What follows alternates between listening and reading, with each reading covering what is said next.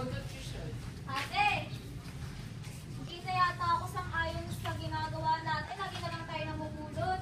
Oo nga ate, we're not eating well. So mo na naman nakuha yung salita na yan? Ano ba yung ibig sabihin yan?